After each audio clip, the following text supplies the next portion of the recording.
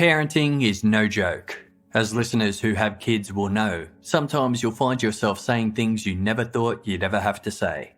That's why our friends at Audio Boom and Main Event Media wanted us to let you know about their brand new parenting podcast. On Never Thought I'd Say This, Fuller House star Jodie Sweetin and her best friend Celia Behar, a life coach, get together each week to recap the ridiculous in their parenting lives. Jodie and Celia tackle parenting taboos, interview other celebrity parents, and dive into the real issues that all parents face today. Fellow famous parents you can expect to hear from include Christine Lacken, who starred in the sitcom Step by Step, Melissa Giussoni, mother of Maddie and Mackenzie Ziegler, and Andrea Barber of Full House and Netflix's Fuller House. Never Thought I'd Say This is a co-production from Audio Boom and Main Event Media, with new episodes every week. Be sure to search for and subscribe to Never Thought I'd Say This on Apple Podcasts, Spotify, Stitcher, or wherever you get your podcasts.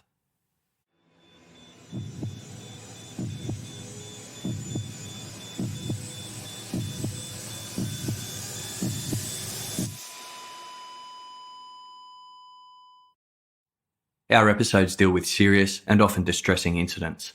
If you feel at any time you need support, please contact your local crisis centre. For suggested phone numbers for confidential support, please see the show notes for this episode on your app or on our website.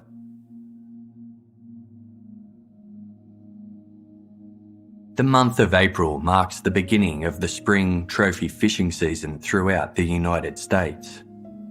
The warmer weather attracts a wide variety of deep water fish to the shallows to spawn, and recreational anglers across the country flock to lakes, rivers and beaches, hoping to reel in a valuable catch. One such popular fishing spot is Chesapeake Bay in the country's east, a 200-mile-long estuary that encompasses the states of Maryland and Virginia, eventually meeting with the Atlantic Ocean at its outlet. The bay boasts a wide range of marine life, with delicacies like striped bass, crabs and oysters among the most prized bounty. Trophy fishing season was well underway by May 5, 2004, yet that particular Wednesday presented a miserable morning for those casting a line into Chesapeake Bay. Local hobby fishermen and longtime friends, Chris Henkel and Dee Connors, had taken to the water by boat, but the rough weather had forced them to drop anchor at Fisherman Island, the meeting point between the bay and the ocean.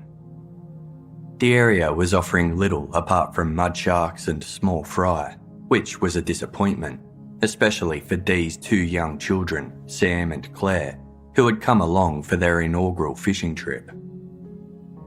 By 10 a.m, the rain and wind finally subsided, restoring calm to the waves and bringing a welcomed touch of sun. When the clouds finally parted, the men saw an opportunity to set sail for more fruitful waters where they were guaranteed a better catch. Stretching above and below their boat was the Chesapeake Bay Bridge-Tunnel, a 17.6-mile transit complex comprising of 2 bridges and 2 underwater tunnels. It facilitated traffic between Virginia's detached coastline, allowing travellers a faster and more direct route from the mainland to adjoining states. A series of 4 artificial islands marked the points where the bridge dipped below the surface of the water, transforming into the tunnel, before re-emerging. Chris and Dee directed their boat past the 4th island, where they caught sight of something floating in the water alongside their vessel. It was a dark green suitcase. Given its proximity to the bridge, the men assumed it must have blown off the luggage rack of a vehicle driving above and hauled it on board. 12-year-old Sam expressed his excitement at thinking they had stumbled upon pirates' treasure and hastily zipped the bag open, finding it held items wrapped in thick black garbage bags sealed with blue adhesive tape. Before anyone could stop him, Sam tore open one of the bags and screamed in horror as he discovered what lay inside.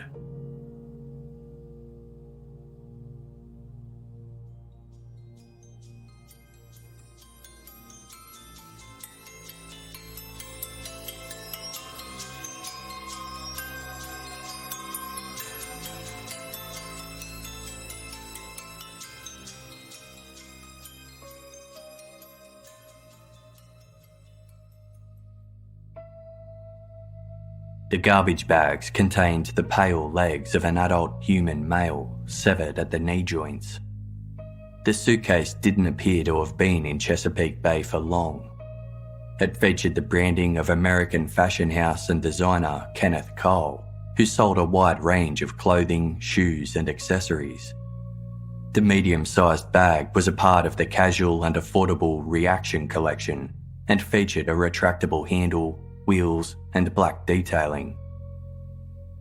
The following day, the local newspaper, the Virginian Pilot, ran a short 3-sentence article on the grim discovery, but the lack of details ensured it garnered little attention. Many suspected the lack of media coverage was an intentional act to ensure the gruesome homicide would not impact visitor numbers to the famed Virginia beach. 6 days later, at around midday on Monday, May 10, a graduate student cleaning up litter on the shores of Fisherman Island's bird sanctuary spotted a large, dark green suitcase lying on the sand.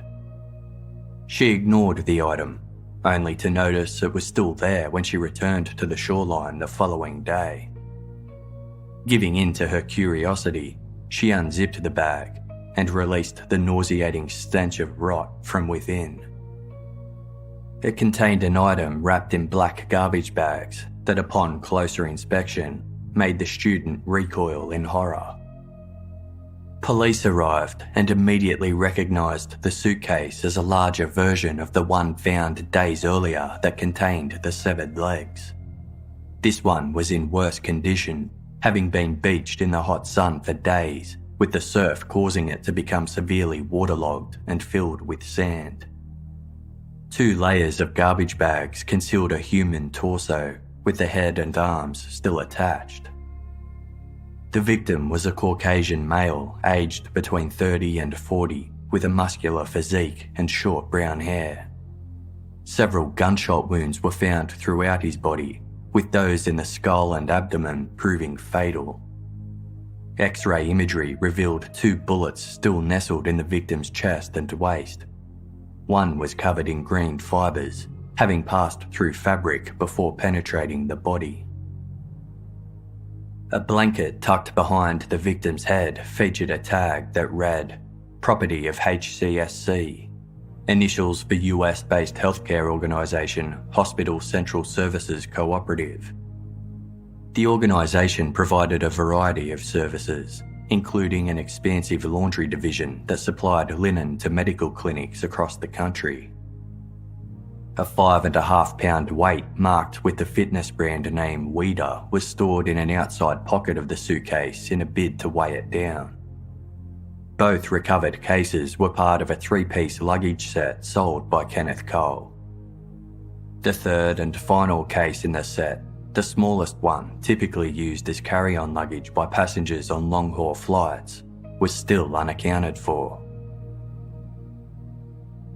The perpetrator's use of a firearm and the clinical dismemberment of the victim led Virginia police to theorise that the killing was a gangland-style hit.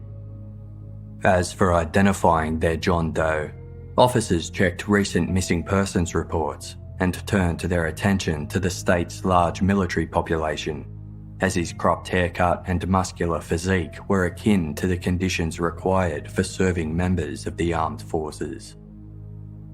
The suitcases were believed to have been discarded into Chesapeake Bay from the bridge above, but as the structure lacked security cameras, no such act was caught on film.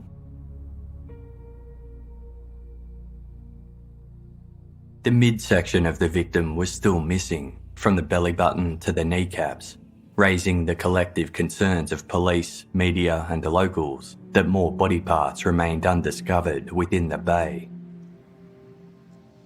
6 days later, on Sunday, May 16, the Virginia Beach Marine Patrol were alerted to the sighting of a small, green suitcase floating in the current near the second artificial island of the Chesapeake Bay Bridge-Tunnel. In the worst condition of the lot, this suitcase was completely waterlogged and contained a black garbage bag covering the final piece of the unknown victim's body, the abdomen and thighs, dressed in a purple pair of Fruit of the Loom brand briefs. His skull, nose and teeth were still intact, preserving the overall look of his face and facilitating the creation of a composite sketch, which was featured throughout regional news reports. The image caught the attention of local couple John and Susan Rice, who believed it looked like their close friend William McGuire, better known as Bill.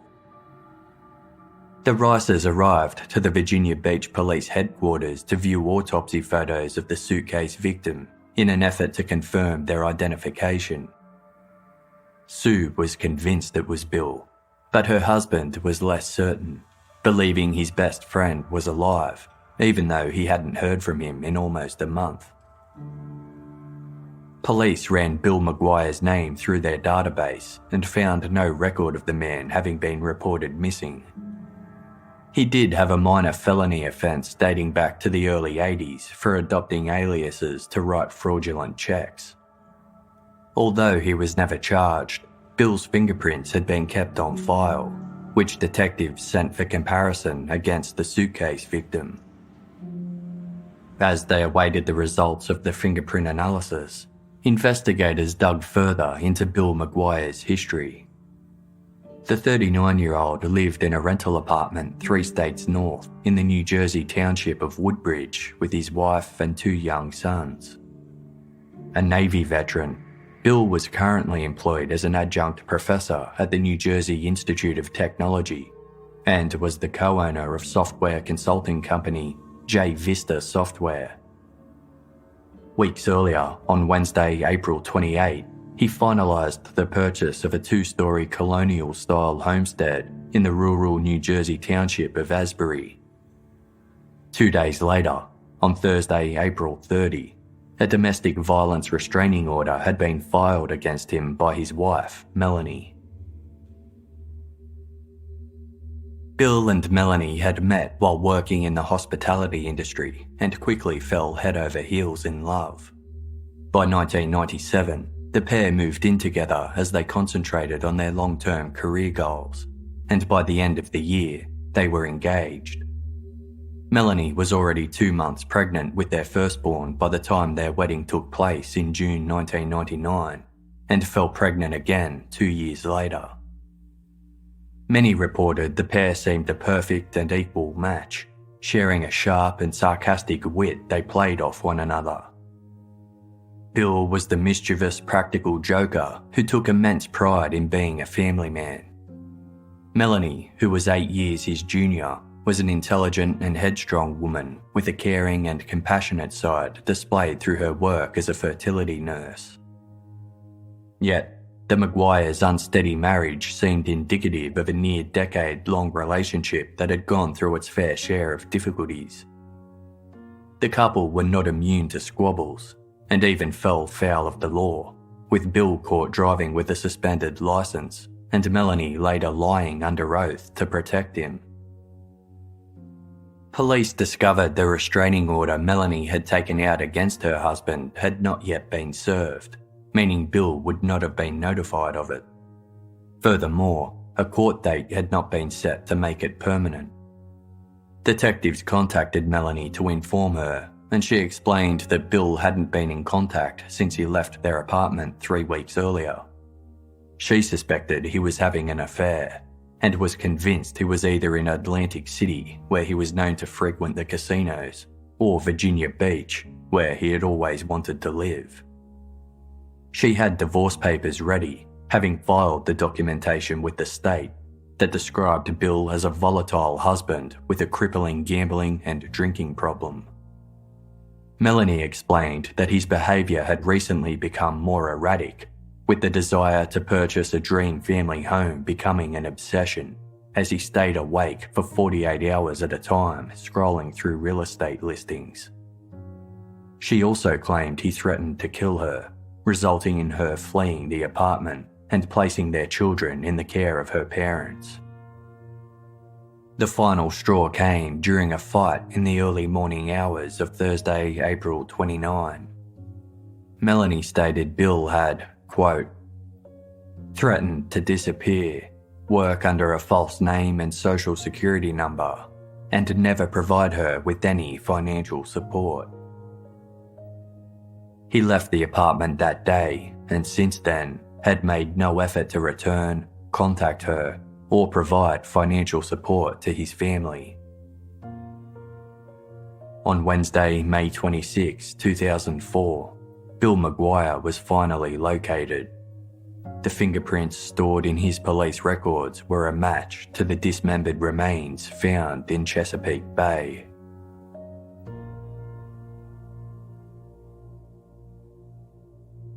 Deciding which police jurisdiction should front the investigation into Bill's murder was complicated, given there was no crime scene and he was last seen in his home state of New Jersey, but his body had surfaced in Virginia.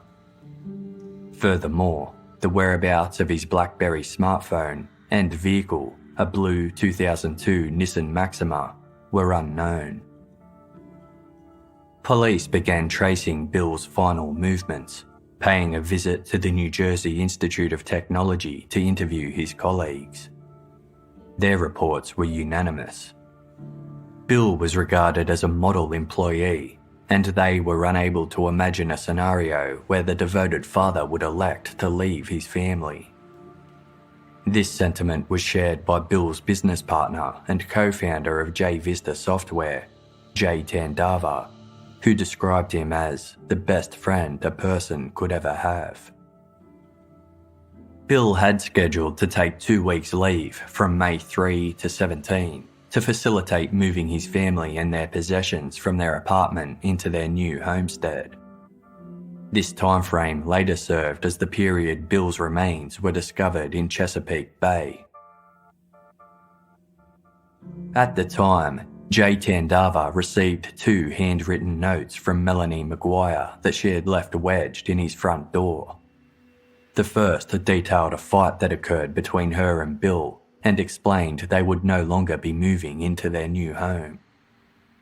Melanie wrote that she hadn't heard from her husband in days, adding that he had been, quote, behaving very erratically and strangely lately, and she was now seeking a divorce. The second note appeared 4 days later, inquiring if Jay had heard from Bill as Melanie was trying to figure things out financially, and asked whether he had taken any money from the J Vista Software company account.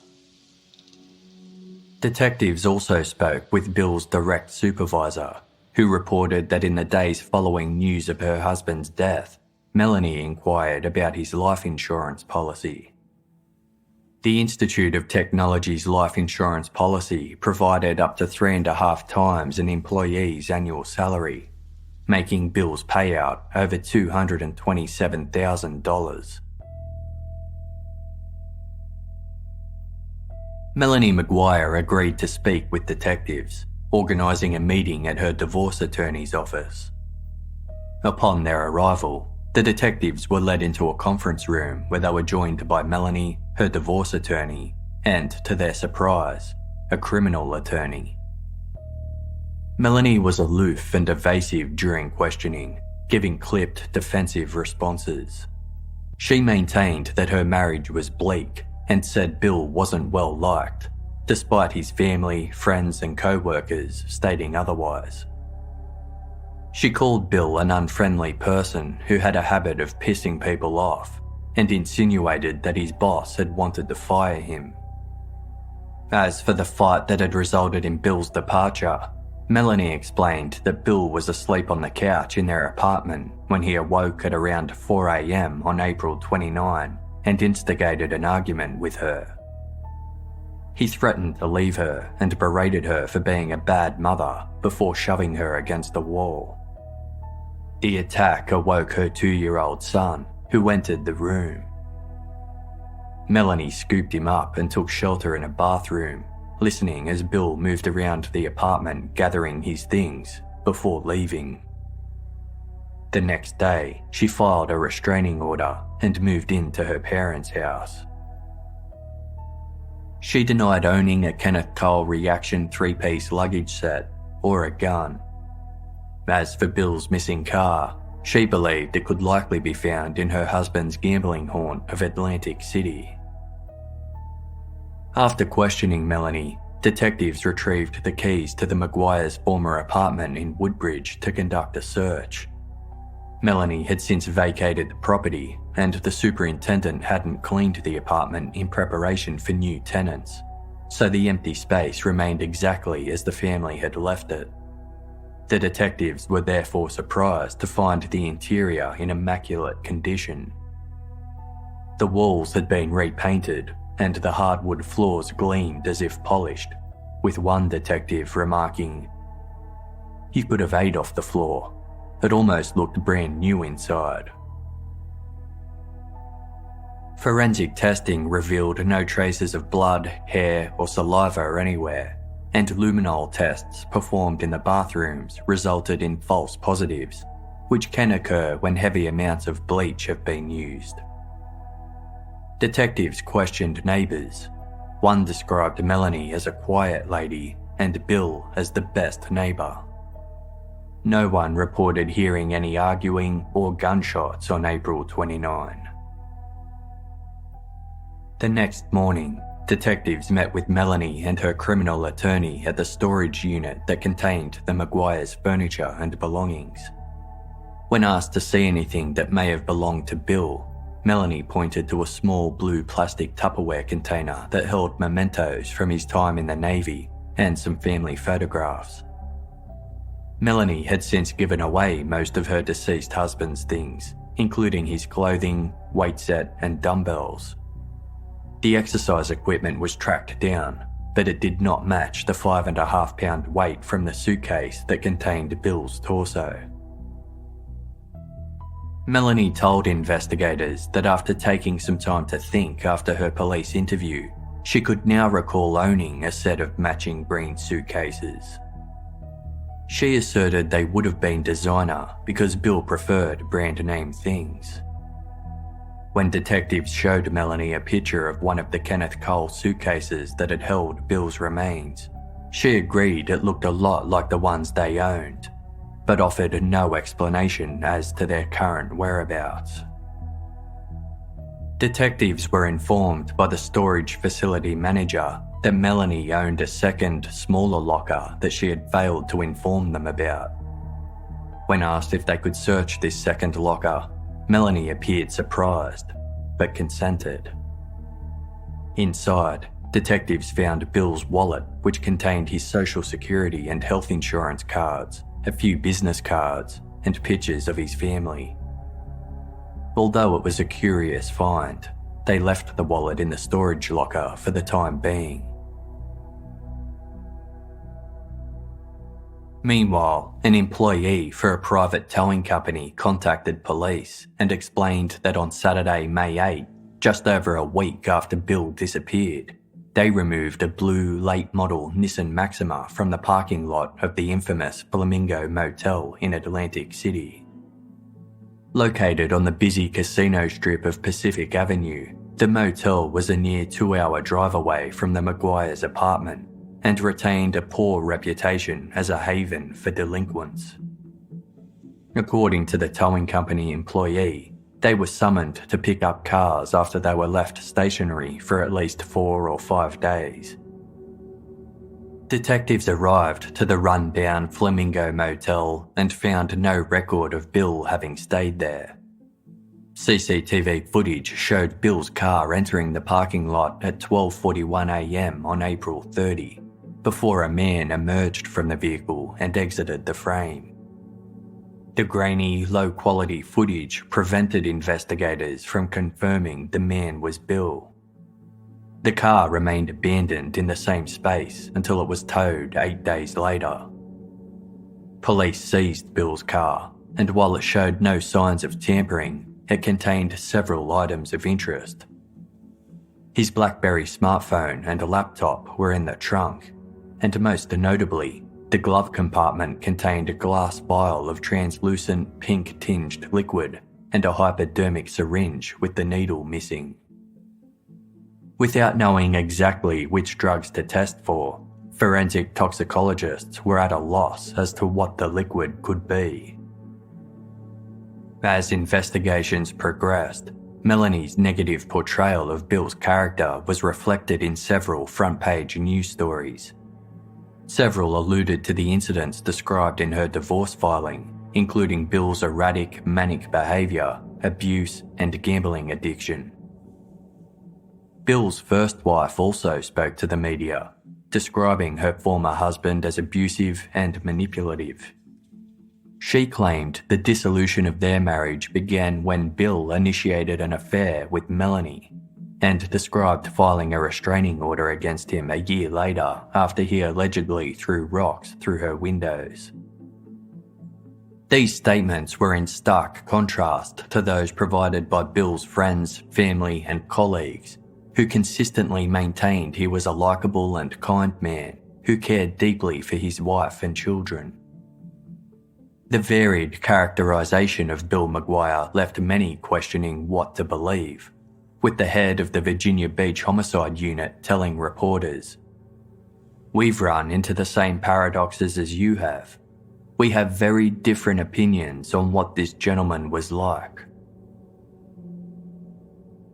On Monday, July 12, 2004, the day of Bill McGuire's funeral, a massive storm pounded New Jersey, flooding streets and inhibiting travel. The service was pushed back several hours to allow additional time for interstate mourners to arrive. A queue of cars formed at the Brigadier General William C. Doyle Veterans Memorial Cemetery as guests waited in their vehicles for a break in the weather. At around 4 p.m, Melanie McGuire announced that she was going to leave to pick up her 2 young sons from daycare. It wasn't the first time she had shown disinterest in the service, expressing beforehand that the event should not go ahead due to the possible media presence. She provided no flowers or any photographs of Bill, leaving his friends and siblings to organise some decor to adorn his urn at the front of the chapel. Melanie was convinced to stay, and the funeral eventually commenced, with the military chaplain piecing together his sermon on what little information she had provided. At one point, he turned to her to ask what her husband's name was. John Rice's eulogy to his best friend provided a much-needed personal touch to the uncomfortably hollow service. He described Bill as a loving father and proud military man. John fondly lamented Bill's wild sense of humour, which ensured he was always the centre of attention, saying, "I could tell you 100 different stories about Bill. Bill and I shared a lot of great memories. Like me, Bill was not a perfect person, but he was a perfect friend." The service lasted only 20 minutes, and the following week, Melanie put the McGuire's Asbury homestead on the market, listing it for slightly more than it had initially cost. 4 months after Bill's body had surfaced, full responsibility of the languishing case was handed to one central police agency, the New Jersey Division of Criminal Justice.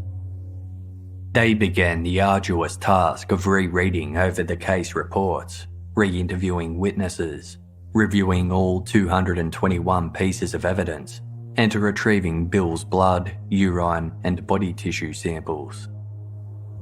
They re-examined the suitcases, with the discovery of a long brown hair, a purple fibre, and a scrap of red nail polish, elevating the theory that a woman may have been involved in the crime.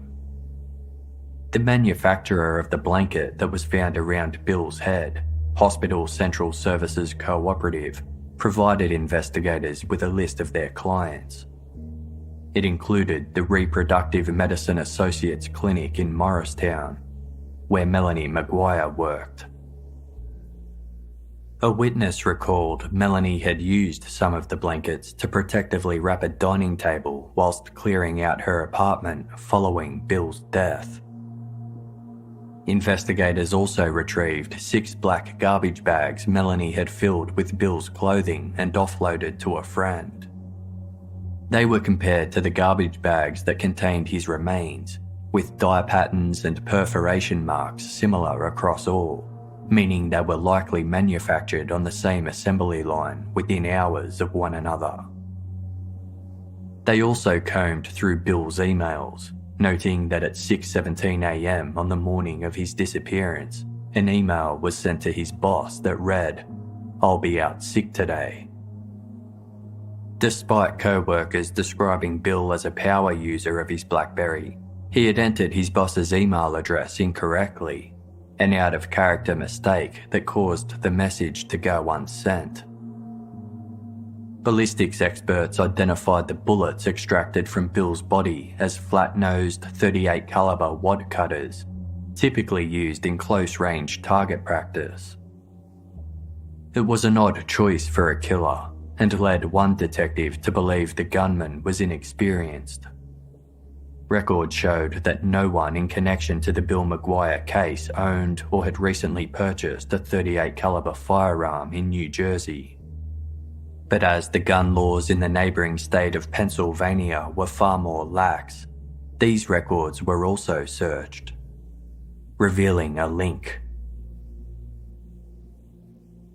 3 days before Bill went missing, a Model 85 blue metal .38 caliber special Taurus handgun with a 2-inch barrel was purchased at John's Gun and Tackle store in the Pennsylvanian city of Easton.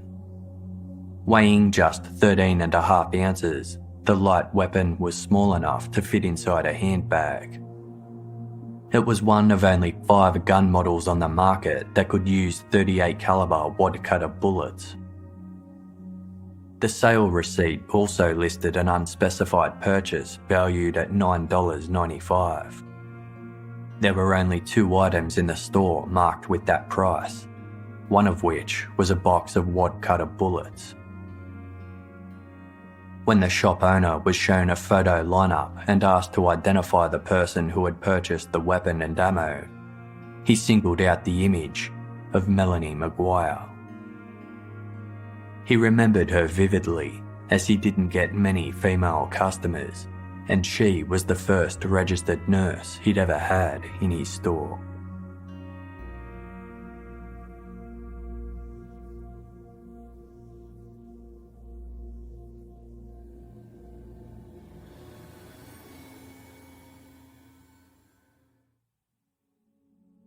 Having a regular routine is a great way to start and finish your day, and Quip's electric toothbrush can help simplify that routine. It takes just 2 minutes, twice a day to use, and its lightweight, compact design makes it easy to travel if your routine takes you elsewhere. Many people brush too hard, and some electric toothbrushes are abrasive, but Quip uses sensitive sonic vibrations that are effective yet gentle on sensitive gums. Quip also features built-in timer pulses to let you know when it's time to switch sides.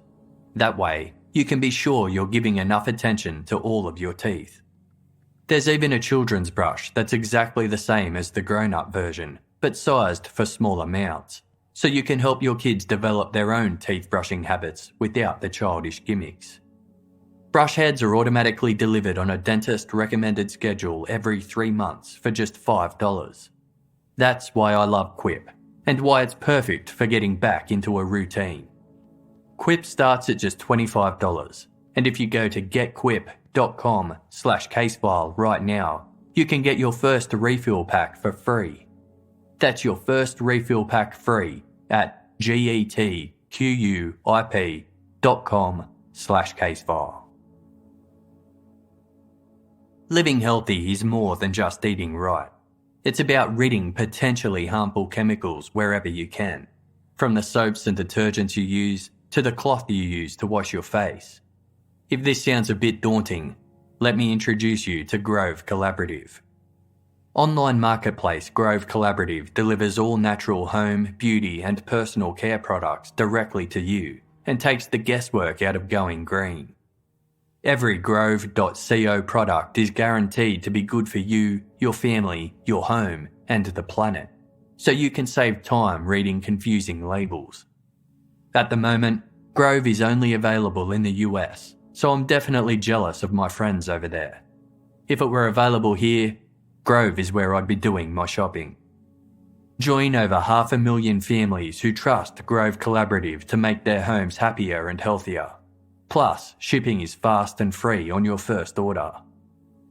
For a limited time, when listeners of Casefile go to grove.co/casefile and place an order of $20 or more, you will get a free 5-piece cleaning set from Mrs. Meyer and Grove, which has a $30 value.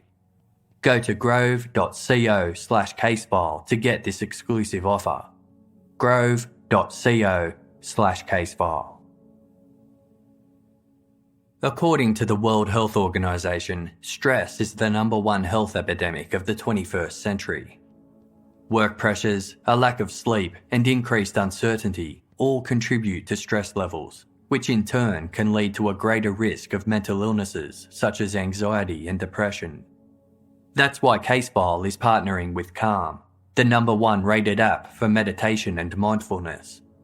When you meditate, your brain chemistry changes. Meditation has been shown to slow down the release of stress chemicals into your bloodstream, giving you some much-needed relief. Calm has a whole library of simple, guided meditations that make learning to meditate easy. You can choose what you want to focus on, such as reducing anxiety, building self-esteem, or increasing happiness. There are even short meditations for when you only have a few spare minutes in your day. And for people who struggle to fall asleep, Calm offers a range of sleep meditations, relaxing music, and bedtime stories narrated by soothing voices like Matthew McConaughey and Game of Thrones actor Jerome Flynn. Right now, Casefile listeners get 25% off a Calm premium subscription at calm.com/casefile. That's calm.com/casefile. 40 million people have downloaded Calm. Find out why at calm.com/casefile.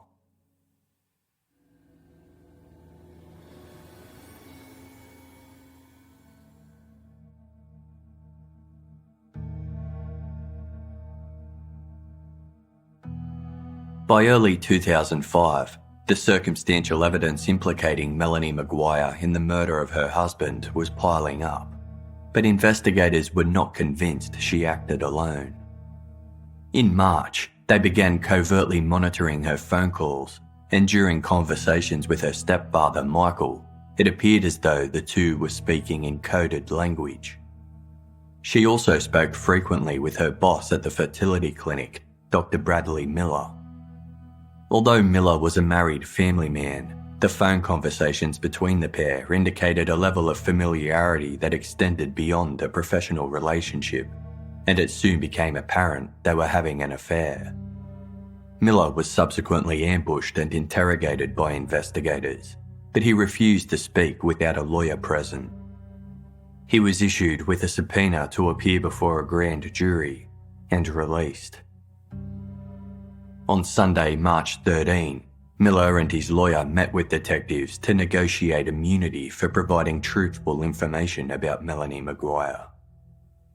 In an ensuing 4-hour interview, the doctor confessed that the two had been having an ongoing affair, despite his partnership agreement with the fertility clinic expressly forbidding fraternisation with colleagues. Their intimate relationship began in March 2002, when Melanie was 38 weeks pregnant with her second child. Over the next 3 years, the pair frequented motels throughout New Jersey and communicated via secret cell phones they called their love lines.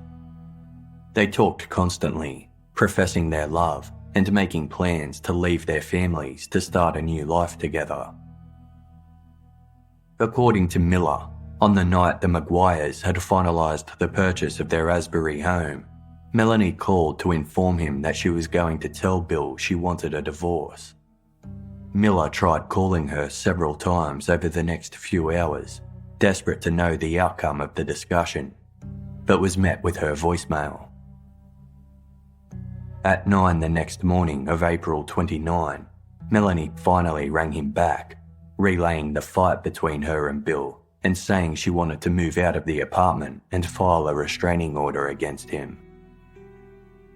Melanie and Miller continued to meet for rendezvous throughout May, even after Bill was discovered murdered. The day her husband's car was recovered, Melanie called Miller to inform him that blurry CCTV footage captured in the Flamingo Motel parking lot had recorded a man driving Bill's vehicle, but it hadn't been a man in the footage at all. It was her.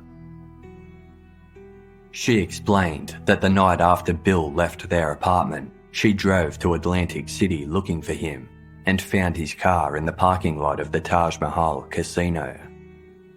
Enraged, she decided to move it 1.5 miles away to the Flamingo Motel so he wouldn't be able to find it. Afterwards, she couldn't remember where she had parked her own car, so she took a cab back to the McGuire apartment. By the time she arrived home, Melanie felt energised enough to return to Atlantic City, so she hailed an off-duty cab and returned straight away to pick up her vehicle.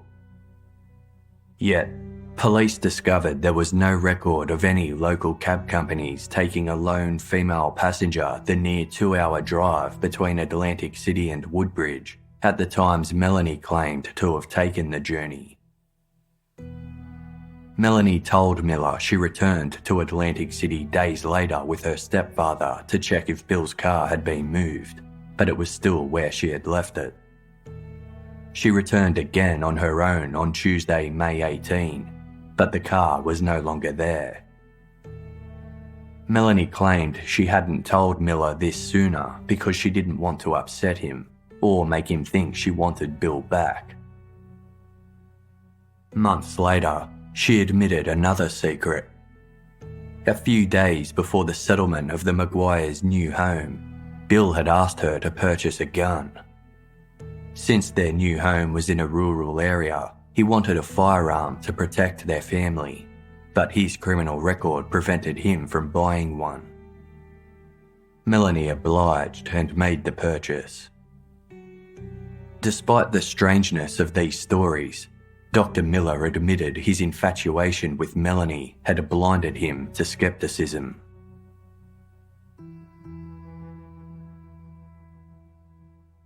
Melanie's phone conversations revealed she was also in regular contact with a man named James Finn. The two had attended nursing school together in the mid-90s, and although the nature of their current relationship was unclear, their conversations were often flirtatious. In early April 2005, James was questioned by police for close to 8 hours, during which he claimed the two had reconnected in September 2004 after he reached out to Melanie to offer his sympathies for the loss of her husband. He initially denied having romantic feelings for her, but when he was informed Melanie had purchased a gun less than a week before Bill's murder, he cracked, admitting he had been in love with Melanie since nursing school. Back then he had professed his love to her, but she kindly rejected him, and they remained close friends.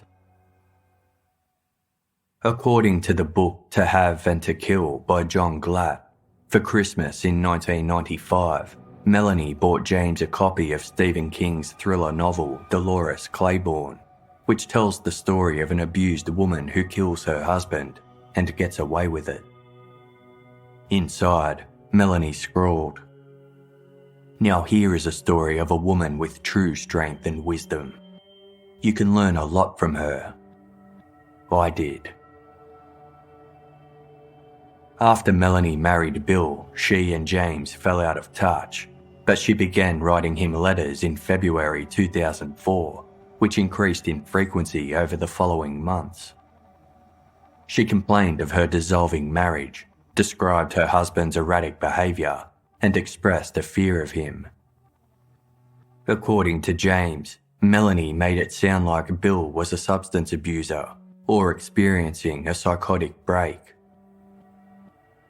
The week before Bill went missing, James responded to a particularly disturbing email from Melanie by advising her to leave the house with her kids and stay with her parents.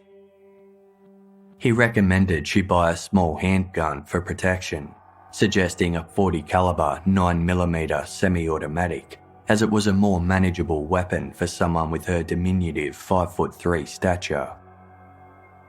When he later questioned Melanie about whether she had made the purchase, she categorically denied it. Now realising she had lied to him, James Finn also negotiated immunity with investigators and consented to engage in several wiretapped phone conversations with Melanie. During one call, James begged her to reveal the location of the gun she had purchased, but Melanie said the last time she saw it was in a lockbox in her old apartment. She claimed to have checked the lockbox after discovering Bill had been murdered, but it was empty. On the morning of Thursday, June 2, 2005, a little over a year since Bill's body parts surfaced, Melanie McGuire was formally charged with his first-degree murder. She pleaded not guilty, and in a subsequent press conference, it was announced that additional arrests were possible and that the prosecution may seek the death penalty. New Jersey State Police Superintendent Joseph Fuentes said, "The investigation has woven a very strange tale of lies, deceit, infidelity, and murder." At the time of her arrest, Melanie lived in the township of Brick, New Jersey, and detectives immediately secured a warrant to search her residence. They left with multiple items, including her personal computer, DVDs, and a circular saw. Melanie's Nissan Pathfinder car was also processed for evidence, as were her 2 storage units, with detectives finding the lockbox she mentioned during her phone conversation with James Finn. It didn't contain the gun, but instead Bill's wallet, meaning it had since been placed in there after detectives caught sight of it in the storage unit a year earlier. 5 days after her arrest, Melanie's parents used their home as collateral to secure her $750,000 bail. 2 months later, strange letters were sent to several recipients, including the State Attorney General, local newspaper The Trentonian, Melanie McGuire's lover Dr. Bradley Miller, her divorce attorney, and Melanie herself. 4 pages of rambling text implicated organised crime groups in Bill's murder, citing his gambling addiction as the cause and accusing him of being a rampant cheater and pathological liar.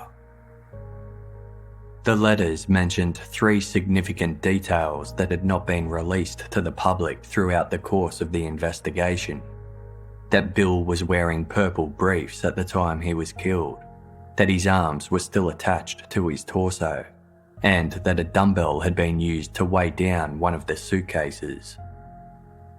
The letter referred to Melanie as a lousy lay and said she, quote, "couldn't do what it took 2 and at 1.3 men to do." Investigators believed Melanie wrote the letters to divert the attention away from her as the murderer. On Tuesday, October 11, 2005, a grand jury hearing commenced to determine whether there was enough evidence to indict Melanie for first-degree murder. The prosecution were interviewing their final witness when a FedEx package arrived at the courthouse. Proceedings halted and the jurors filed out of the chamber while the contents of the package were inspected. It contained a silver bracelet and wedding ring suspected to have been Bill's, the lockbox key, a Nissan car key, a calendar with the words "Set her up" written on the back, a plastic bag of prescription medications, and a tiny amount of marijuana. An anonymous letter addressed to the Assistant Attorney General claimed the author worked at the same real estate office as Cindy, one of Bill McGuire's older sisters, and claimed to have uncovered the articles in the package in the trash, along with 2 handwritten to-do lists titled "Final Stages" and "Set Her Up" they alleged were penned by Cindy. They detailed a plan to implicate Melanie and her family in Bill's murder to inevitably claim his life insurance and adopt his children, clearly in reference to the fact that Cindy had taken custody of Bill and Melanie's sons following the latter's arrest. The handwriting on the lists did not match Cindy's, nor that of any of her co-workers. Furthermore, the phone number for her office was wrong, as was the return address. The office also didn't use FedEx as a carrier. It was clear the lists were penned by someone else entirely, so FBI forensic linguist James Fitzgerald was brought in to determine the true author. He was responsible for bringing infamous Unabomber Ted Kaczynski to justice, and concluded that the lists and anonymous 4-page letters sent in August shared stylistic markers and punctuation commonalities with samples of Melanie McGuire's handwriting to an 85 to 95% degree of certainty. The FedEx package was determined to have been sent 2 days prior, paid for with an American Express gift card purchased at a Rite Aid drugstore in the New Jersey city of Passaic. Detectives reviewed the pharmacy's CCTV and spotted a woman matching Melanie's description enter the store at 3:48 p.m. The gift card was purchased 3 minutes later. The prosecution believed it was no coincidence the FedEx package showed up during Melanie's hearing, calling it a mockery of the investigation and the last acts of a desperate woman. On Wednesday, October 12, the grand jury handed Melanie McGuire a 4-count indictment for first-degree murder, second-degree possession of a weapon for an unlawful purpose, second-degree offence for desecration of human remains, and third-degree perjury for making false material statements to the family court, accusing her husband of being a threat to his family's health and safety.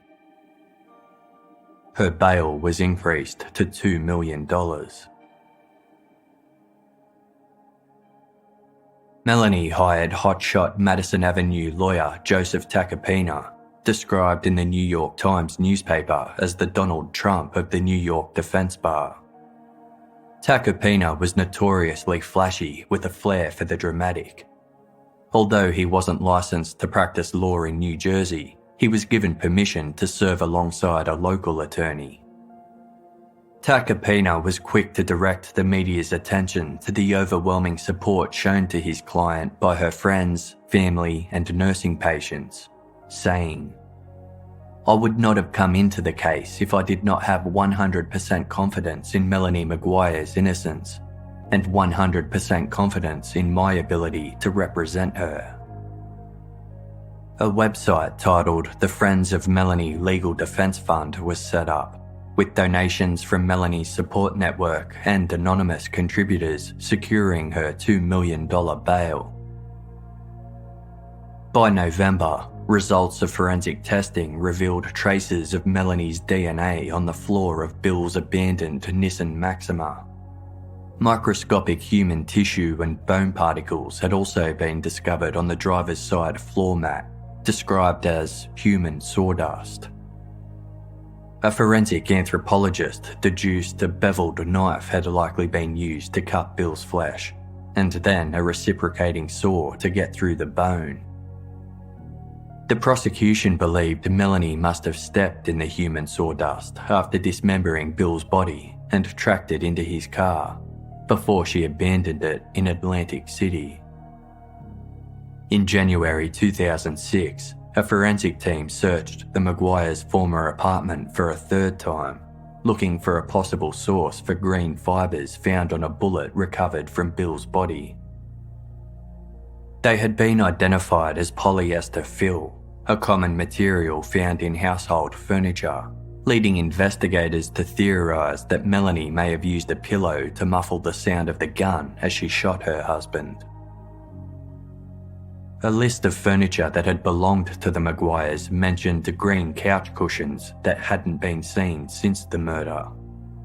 The forensic team extensively swept the apartment, vacuuming air vents, crevices at the base of the walls, and even electric outlets, but to no result. On Monday, March 13, 2006, Melanie's defence team moved to have her indictment dismissed due to a lack of concrete evidence.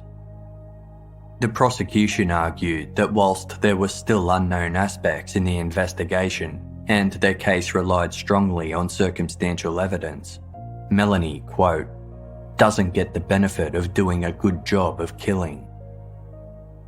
The judge agreed, affirming Melanie was likely the last person to see Bill alive, and scheduled her trial for January the following year. Meanwhile, digital investigators processed the various electronic devices removed from the home of Melanie McGuire and that of her parents, which included 8 handheld devices, 3 laptops, and 8 computers. Several salacious messages sent between Melanie and Dr. Bradley Miller proved their long-standing love affair. An internet search conducted on the McGuire's laptop 10 days before Bill was last seen alive read, "How to commit murder."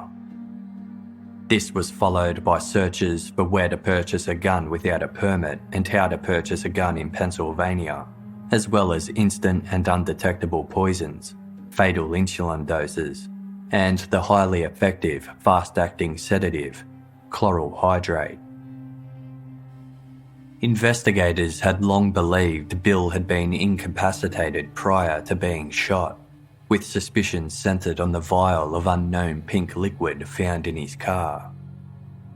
The internet search for chloral hydrate gave forensic toxicologists something specific to test for, and their analysis of the liquid tested positive for the sedative. Investigators began combing through every prescription written out at the Reproductive Medicine Associates Clinic and discovered one had been made out for 500 milligrams of chloral hydrate, signed by Dr. Bradley Miller. The prescription was for a patient with the initials TB, who visited Dr. Miller in March and April of 2004 to get a second opinion on a medical issue. Detectives met with TB, who revealed she had never received a prescription for any medication from the clinic. Detectives questioned Dr. Miller, who denied writing the script, saying he would never prescribe chloral hydrate to a fertility patient. He did explain that nurses were given prescription writing privileges, so it was possible that Melanie had filled the script out herself. This was further corroborated by the managing partner of the practice, who verified it was not unusual for a nurse to sign a doctor's name on a prescription. The prescription was filled at a Walgreens pharmacy in Edison, New Jersey. The store's pharmacist confirmed filling out the prescription on Wednesday, April 28, 2004, the day before Bill allegedly left his apartment. The store was a 1.5-mile drive away from the daycare centre where Melanie had dropped her children off 12 minutes before the prescription was filled. Given the discovery of new evidence, Melanie was hit with an additional 8-count indictment, charging her with hindering prosecution, evidence tampering, filing false reports, and possession of controlled substances. The judge increased her bail by $100,000, which she secured the following day. Over the following months, the legal teams disputed the admissibility of evidence, resulting in court delays. Then, on Monday, March 5, 2007, after nearly 3 years of investigations, Melanie McGuire's trial finally began. The prosecution asserted the motive for the murder rested in Melanie's affair with Dr. Bradley Miller. They presented the mountain of circumstantial evidence attesting to Melanie's guilt, and when they displayed the gruesome photos of the suitcases and their contents, the defendant eyed them with an impassive expression. Referring to the investigation as sloppy, her defence team went to work attacking Bill's character, maintaining he was a volatile gambler and his death was in some way related. They relied on the fact that searches of the McGuire apartment had come up empty and the murder weapon was still missing. In his 3-hour closing argument, Joseph Tacopina insisted Melanie could not be convicted on circumstantial evidence alone, asserting the police hadn't even bothered to look at any other suspects. He pointed to the contradictory assumption that Melanie was somehow a criminal mastermind, yet neglected to cover her own tracks when it came to her incriminating online searches and gun purchase. The prosecution was certain Melanie had an accomplice, yet was still unable to identify who exactly. At one point, they left her mother and stepfather rattled when they indicated the latter was involved in the aftermath of the crime, based on previous comments made by Melanie and their seemingly coded phone conversations. On Monday, April 23, 2007, after 4 days of deliberation, the jury found Melanie McGuire guilty of the murder of her husband. They also found her guilty of possession of a firearm for unlawful purposes, desecration of human remains, and perjury. Melanie broke down into tears, collapsing into the arms of her attorney. Bill's sister, Cindy, took little joy in the ruling. Despite her hatred for Melanie, all she could think about were the 2 young boys who would have to live without a mother or a father, lamenting, "They only have each other now." In the ensuing months, Joseph Tacopina tried to overturn Melanie's conviction. His first appeal was denied. On June 18, 2007, he argued for a new trial, claiming a new witness had emerged that could prove the mob was responsible for Bill's death. The witness was a prison inmate who claimed to have once been a mob bookkeeper and a loan shark. He claimed Bill owed $90,000 to the criminal organisation. But when he also claimed to be a descendant of medieval Emperor Charlemagne, as well as 18 United States presidents, Melanie's defence quickly withdrew the motion for a retrial. Prior to sentencing, victim impact statements delivered by Cindy spoke of the impact Bill's murder had on her life. She said, "His sons were just babies, only 2 and 4 years old. When the sun rose on that April morning and their daddy was nowhere to be found, they were denied a chance to even say goodbye." Bill's niece Laura described that her uncle's infectious grin and the boyish mischief in his eyes were now marred by the police sketch of his lifeless expression and thoughts of his dismembered body. Speaking of Melanie's actions, Laura said, "She has stolen our smiles, our laughter, our joy. She has also taken something deeper from all of us, our innocence, our faith in humanity." 34-year-old Melanie McGuire was sentenced to life in prison. Judge Frederick DeVessa said, "The desecration of William McGuire's remains was particularly heinous and depraved. His body was treated as trash. It was cut and sawed apart and then packaged in garbage bags. His remains were left to decompose in the waters of another state without identification, so that his family and friends might always be deprived of a dignified funeral service and burial." Melanie challenged the ruling in March 2011, but to no avail. In 2014, she filed a petition for post-conviction relief, accusing her lawyer Joseph Tacopina of denying her effective representation. She claimed he was high on prescription medications and too focused on extramarital affairs to concentrate on her defence. In January 2018, the Supreme Court officially denied her petition, marking the end of the line for her appeal process. Despite suspicions that an accomplice assisted with the disposal of Bill's body, they have never been identified, and no one else has ever been arrested or charged in relation to his murder.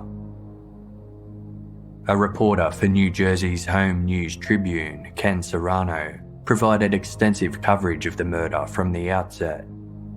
He said, "The verdict in this case confirmed a pretty dark view of what people are capable of. You could be compassionate and caring, and at the same time be incredibly diabolical. That was the truly chilling thing about this case."